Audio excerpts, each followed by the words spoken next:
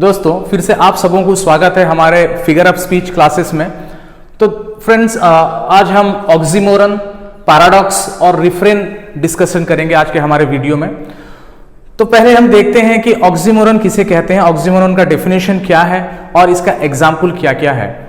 तो oxymoron it is a figure of speech that combines contradictory words with opposing meaning. तो friends oxymoron जो होता है कि एक कंट्राडिक्टोरी मीनिंग वाला वर्ड एक साथ जहां पे पाया जाए उसे ऑक्सीमोरन कहते हैं। तो it is a figure of speech, एक फिगर ऑफ स्पीच है जिसमें कंबाइंस होकर रहता है contradictory words, means negative and positive word. और कंट्राडिक्टोरी हम कह सकते हैं कि एक पॉजिटिव वर्ड हो और एक नेगेटिव वर्ड हो, दोनों बोथ एक साथ जुड़े हुए हों, अपोजिंग मीनिंग हो। जैसे कि हम उसका एग्जाम्पल दे सकते हैं कि sweet poison,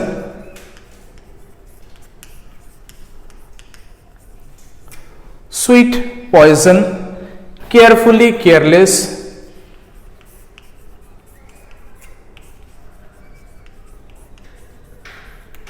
carefully careless, awfully handsome,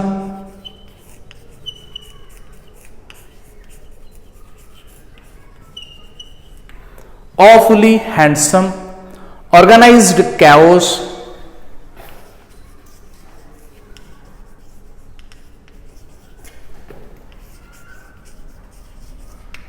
organized chaos, known stranger हम कह सकते हैं,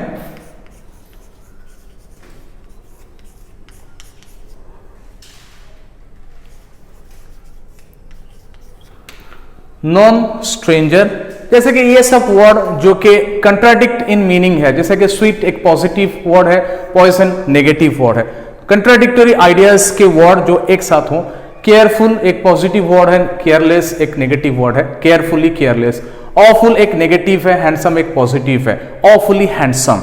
ओके, वैसे ही ऑर्गेनाइज्ड एक पॉजिटिव वर्ड है, कैओस एक नेगेटिव वर्ड है। Okay, organised chaos. नॉन एक पॉजिटिव वर्ड है, स्ट्रेंजर एक नेगेटिव वर्ड है। एक पॉजिटिव वर्ड नेगेटिव वर्ड एक साथ जहां पे पाए जाएं इसे हम ऑक्सीमोरन कहते हैं। वैसे ही एक पोएम डैफोडिल में एक वर्ड है ब्लिस ऑफ सॉलिट्यूड।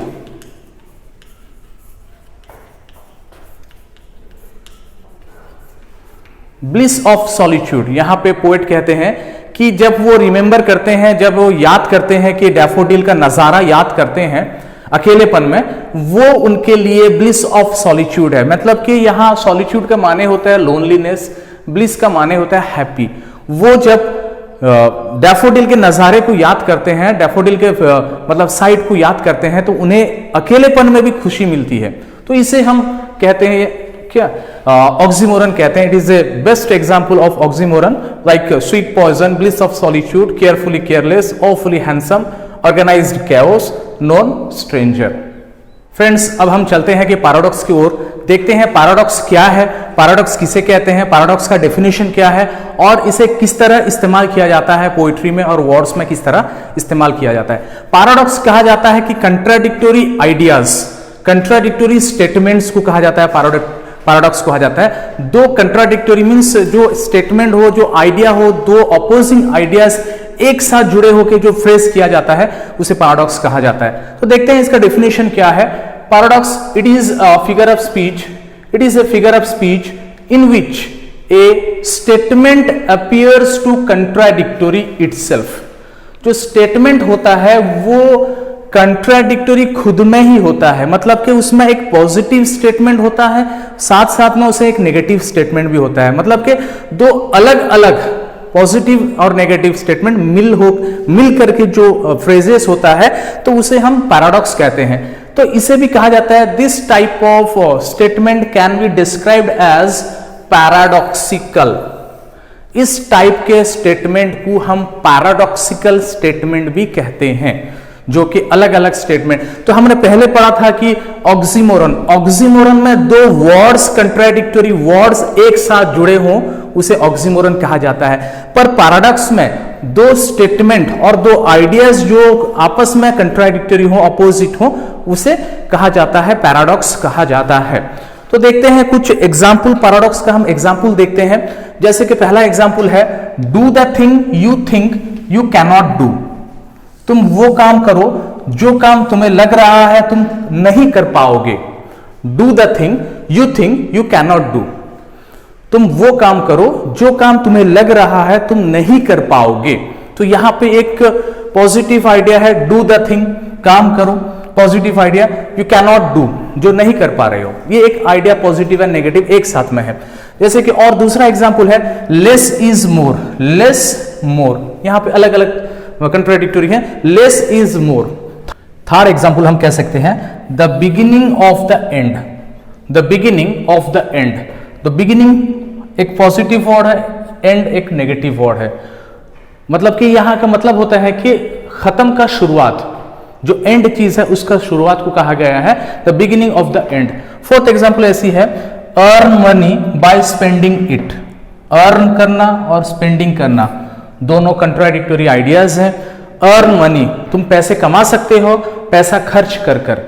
तो फर्स्ट हमें खर्च करना पड़ेगा पैसा, बाद में हम कमा सकते हैं। जैसे कि स्टूडेंट लोग अभी पढ़ाई कर रहे हैं कि बाद में फ्यूचर में वो खुद पैसा कमाएंगे। पैसा खर्च करके वो पढ़ाई कर रहे हैं, बाद में वो पैसा कमाने लगेंगे। तो वैसे ये कहा गया है, एक आइडियाज कहा गया, earn money by spending it. पैसा तुम खर्च करो, बाद में तुम पैसा कमा सकते हो। तो वैसे फिफ्थ एग्जाम्पल देखते हैं, living in the present for the future. Living in the present for the future. हम सब अभी प्रेजेंट में जी रहे हैं, फ्यूचर को ध्यान में रखकर जी रहे हैं। मतलब कि हम जो भी आज कर रहे हैं, हमारे आज में जो कर रहे हैं, प्रेजेंट में जो कर रहे हैं, only because of the futures comfort. हमारे आने वाले कल के लिए कंफर्टेबली रहने के लिए हम आज काम कर रहे हैं। तो वैसे ये कहा गया है, living in the present for future. It is an example of paradox. वैसे नेक्स्ट एग्जाम्पल है, सिक्स्थ में एग्जाम्पल है, the only constant is change.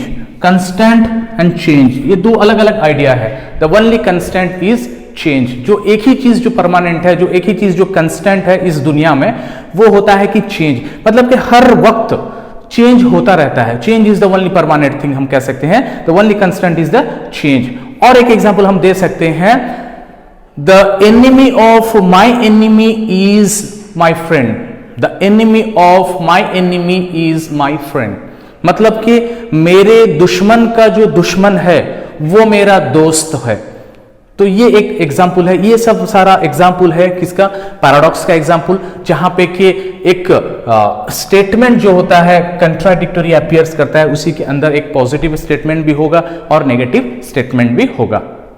Friends, अब हम चलते हैं और एक फिगर ऑफ स्पीच की तरफ, जो है कि रिफ्रेन। देखते हैं रिफ्रेन किसे कहते हैं, इसका डेफिनेशन क्या है। Refrain, it is simply refers to any phrase or sentence that is regularly repeated in the poetry। तो ये एक फिगर ऑफ स्पीच है जिसमें हम पाते हैं कि कोई फ्रेज हो या फिर कोई सेंटेंस हो जो कि पोइट्री के स्टैंजा में रिपीट होता हो। It is simply refers to any phrase or sentence that is regularly repeated. मतलब कि ये रेगुलरली रिपीट क्यों होता है? टू गिव एम्फासाइज, मतलब कि वहां पे एक एम्फासाइज करने के लिए, प्रेशर डालने के लिए, हैवीनेस बताने के लिए एक वर्ड हो और कोई फ्रेज हो जो पोइट्री में रिपीटेडली आता है, उसे हम कहते हैं रिफ्रेन कहते हैं। तो चलते हैं, हम देखते हैं कि कुछ एग्जाम्पल देखते हैं रिफ्रेन का, कुछ एग्जाम्पल। जैसे कि हमारे +2 फर्स्ट ईयर सिलेबस में है, जो कि उड़ीसा बोर्ड के स्टूडेंट के लिए, oft in the stilly night एक पोएम है, oft in the stilly night. उस पोएम में ये लाइन, फर्स्ट लाइन जो है, oft in the stilly night ere slumber's chain has bound me.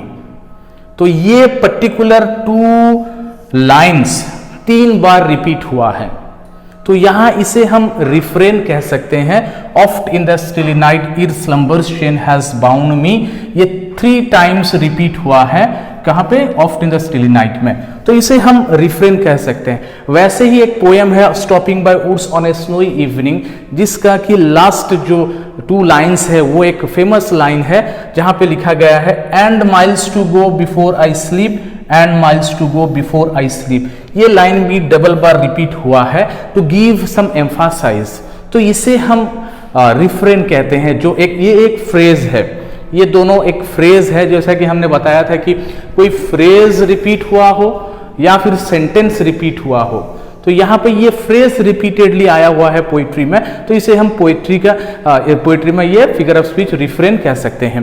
तो ऐसे एक देखते हैं सेंटेंस, जैसे कि एक डैफोडिल पोएम है, विलियम वर्ड्सवर्थ का पोएम डैफोडिल है, वहां पे एक वर्ड जो डबल आया हुआ है, जो है कि I gazed and gazed, I gazed and gazed. यहाँ पे particular word gazed 2 times repeat हुआ है, इसे हम रिफ्रेन कह सकते हैं। वैसे ही एक पोएम है psalm of life. Okay, psalm of life जो कि H.W. लॉन्गफेलो का है, जो कि +2 secondary student of CHSE Odisha board के लिए है।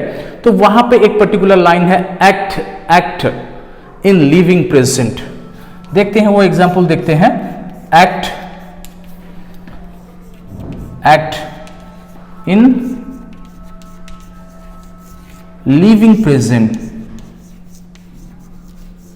वहां पे पोएट बोलते हैं एक्ट इन लिविंग प्रेजेंट। तो ये फ्रेज 2 टाइम्स यहां पे रिपीट हुआ है to give emphasise, that's why it is best example of refrain. तो फ्रेंड, ये था हमारा रिफ्रेन, जो कि कोई फ्रेज हो या फिर सेंटेंस हो जो डबल हो, क्या मल्टीपल टाइम्स आया हुआ हो पोइट्री में, उसे रिपीटेडली जो आया हुआ है उसे हम रिफ्रेन कहते हैं।